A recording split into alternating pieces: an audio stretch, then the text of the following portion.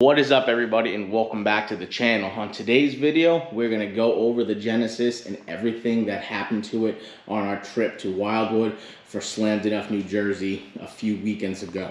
So if you watched that video, the second part of it, you noticed that on the way home, we unfortunately cracked the oil pan. So today, it's been a little while since we've been there. We've come home, the oil pan is replaced, everything checks out. We've run through the car, I've driven it a couple of times since then, and now we have the car back in the garage. We have it up on some blocks to get the car in the air. We're gonna go over all of the damage that happened to the front end of the car. I have the broken oil pan. We'll show you where it cracked and how it cracked.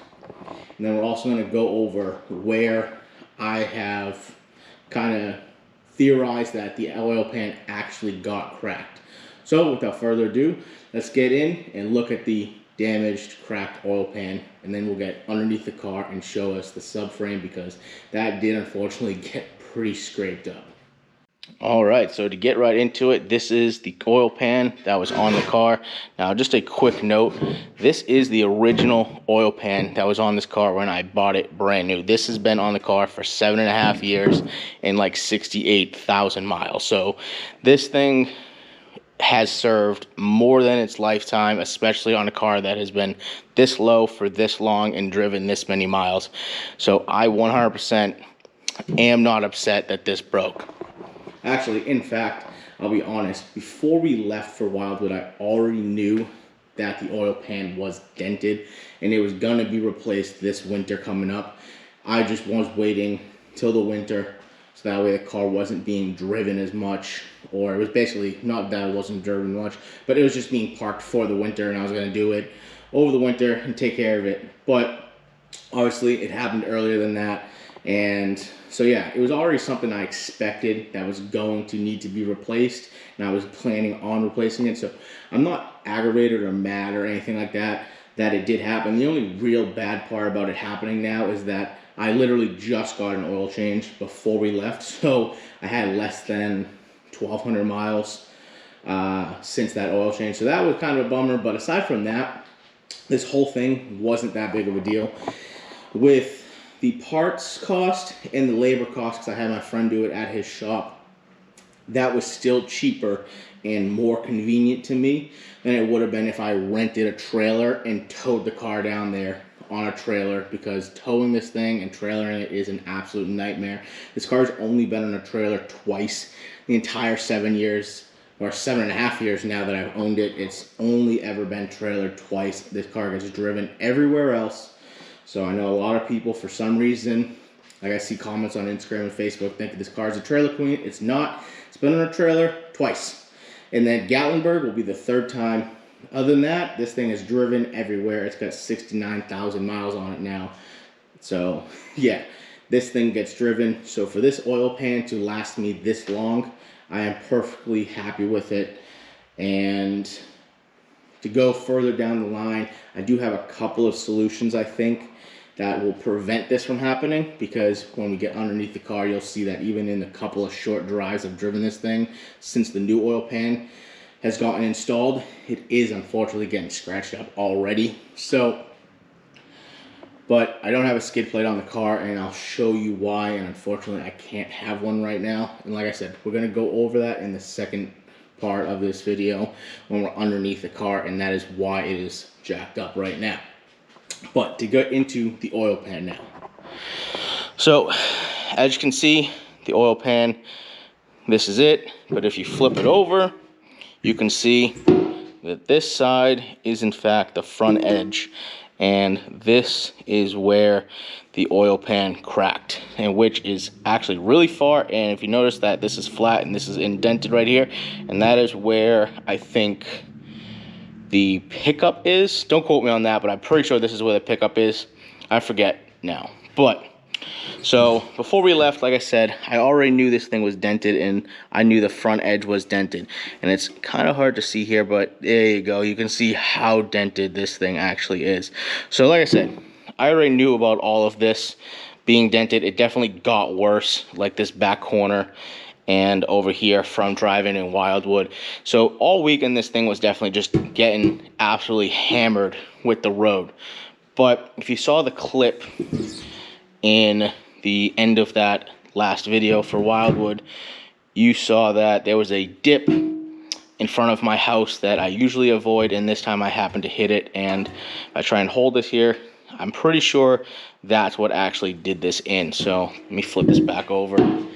But if you can see, it's dented way back here. And I'm pretty sure that that bump that I was talking about, which is literally about 150 feet from our driveway, is what did the actual final like nail in the coffin and did this thing in. Because this thing didn't start leaking oil until we were parked and the engine was turned off, and then we unloaded the car, went in the house, and then I came back outside to back the car into our driveway. And when I backed into the driveway, that's when I realized that it was leaking oil. So luckily we didn't drive the car while it was leaking oil.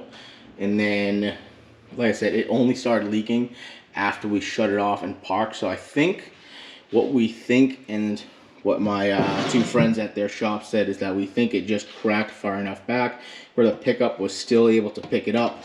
And then when we turned it off, that's when it just started pouring out, because this is a massive hole. It's probably a solid 1.5 inches at least. So like I said, that's what happened. I don't think it happened while we were driving. It definitely lost a lot of oil while it was sitting in my driveway. So I don't think that we lost oil any point on the trip home, because the amount of oil that leaked out in the couple of days that I was sitting in the driveway definitely was like a full 5+ quarts of oil. And when they took the oil pan off at the shop, they said that there was absolutely no oil dripping out of this. It was completely empty. So like I said, we ran the engine. I've driven it a few times when it was at the shop before I picked it up. They let it run for like an hour or something like that to make sure it wasn't making any weird noises. And yeah, I mean, we got it flatbed towed to the shop, so it never even turned on once I realized that it was leaking oil. So I don't no problem with saying this thing has any damage to the engine or ran without oil. Like I said, it only leaked once I turned it back off, and then yeah, so I mean, not a big deal. It was $100 for the oil pan, like $28 for oil, and whatever they charged me, I don't even remember, to put this on. And it took 1.5 days of us getting it there, and then I towed it with AAA, so that was free. Alrighty, so as you can see, we are underneath the front end of the Genesis, and this is the front half of the subframe, the new oil pan, oil filter, and in the back, the rear half of the subframe, and the way back down there, our downpipe that has absolutely been destroyed now. But if you start at the front of the subframe, as you can see, we have been scraping it up, and it has gotten kind of worn out. Then it's kind of hard to see, but there you go. You can see here the front subframe is actually dented in right here, and I'll be honest with you, that has nothing to do with scraping or dragging or bottoming out. I do jack the car up from here, which probably isn't the best idea, but these days I do have a jack pad that I use to protect this. But this little dent that happened here is actually from me a couple of years ago jacking this up a few times, or I'll be honest, quite a few times without a jack pad. So just the metal cup on the jack was just digging into this a ton, and that has really contributed to what is causing how this is dented. But that has actually caused a little bit more of a problem. I'm going to try and show you here with this on the ground, because we're not very high off the ground, so it might be hard to see. But this is actually normally a little below the oil pan, and now they're actually on the same level. So that is why the new oil pan is already getting scratched up. And then the rear subframe, you can see right here along this section is where we've been scraping, and then the outermost points where the lower control arms mount to have already have also been scraping. Now, to go back and answer a question, a lot of people are sitting here probably thinking, why don't you just have a skid plate to protect this? And that sounds like a super simple, super logical decision and protection, but unfortunately we don't have the room to have a skid plate right here. Because this is the same level as this and just barely above the rear half of the subframe, there's not enough room here to have a skid plate and have enough room. So what I mean by that is when I air out this car, it actually airs out on the rear half of the subframe, those 3 points. So if I put another 1/4 inch plate above on this, the car is actually not going to air down all the way. And then it'll also be so close to this oil pan that it is just going to have a giant chunk of metal basically touching it at all times. And then if that metal ever got dented, it is just going to puncture or penetrate this, because this is a lot thinner metal and weaker metal than that plate would be. And then this part, we could put it here, but because, like I said, this is in the same plane, it's basically just going to be bolted right up or welded right up to this and basically touching this, and it is just kind of gonna cause more problems because it's just going to be lower to the ground and scraping more than this would.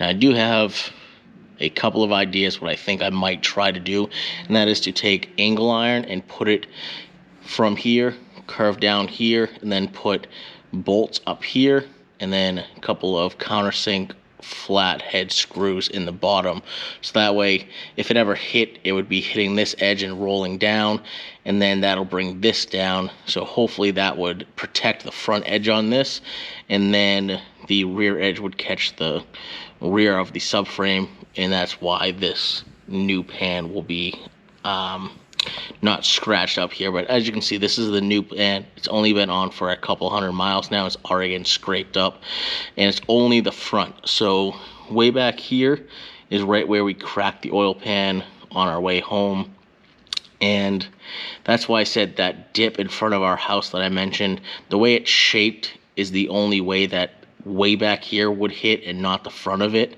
So I think that is why I have come to the conclusion that that is where the oil pan actually finally cracked. But the other thing I might do when we get back from Gatlinburg is I might try and raise the engine up just a little bit, even if it's only a 1/4 of an inch. So you can't really see them, but the engine mounts are over in this area. It's going to be super hard to show you, but they're right back over there. If you just undo the bolts, lift the engine up, and you can slide washers or spacers or whatever, but a lot of people have done that on other cars, and I think we might do that on this just to get this oil pan just a little bit higher off the ground, and then trying to make some sort of small skid plate for this area, which will also act as a nice solid jack point. And that way I don't have to keep jacking it up from the subframe, which I'll be honest, I probably shouldn't be doing that for this long of time, but it's just so much easier to jack it up from here. The other thing that I'm thinking is just getting a whole new subframe over winter, and then being able to put a reinforcement plate on here and in the back section, so that way it's not just the thinner metal of the subframe, and then at the same time we do that, we could also shim the engine up just a little bit. I don't know, that's kind of what I'm thinking, because I was hoping this side of the front subframe cross member here, or whatever you want to call it, was clean, and I could just put a piece of angle iron going from here down this way. But as you can see, the power steering line is all over here, and it's got some bolts and some tabs and a this and a that and everything. But I mean, not for nothing, for a car that's 7.5 years old, like I said, it's got like 69,000 miles on it. This really is just kind of scraped up. I usually do come back with a wire wheel every once in a while, clean this up, and then hit it with a fresh coat of paint, so that way it just keeps it a little bit protected and it doesn't surface rust from this. But it has been a while since I've done that, so I might be doing that very shortly. And then the only other problem that I see, or the real damage, is it's going to be very hard to see, but right here, a piece of the subframe that holds the lower control arm, that did just get a little bent, and I can't tell if it's just bent or if it actually bent and broke a little bit, but that is probably the worst part of this whole thing, besides the exhaust, which is going to be somewhat hard to show, but we'll try. As you can see, this downpipe is just absolutely destroyed. The back half is just a massive hole, and it is leaking, and it sounds terrible. It has just completely thinned out. I could probably rip this open with my hand. But yeah, that is the underneath of the car, and yeah. All right, guys, so as you can see, we are out from underneath the car, and we're going to be wrapping up this video here. Hopefully this video wasn't too long and drawn out, but I wanted to make sure that I went through everything as thoroughly and as quickly as possible without missing any key points that I thought was important to pass along to you guys. But that's just a quick little glimpse at everything that could happen or get damaged, depending on what you consider damaged. In my opinion, the only thing underneath this car that is actually like destroyed, I would say, is that downpipe. But like I said, we already have a new one coming, and in that video we'll go over a long-term solution to keep preventing that from happening. But that's just this quick little glimpse for a car that has been this low for this long, and as somebody who puts this many miles on a car like this. So right then and there, we're gonna wrap this up. So peace out, we'll catch you on the next one.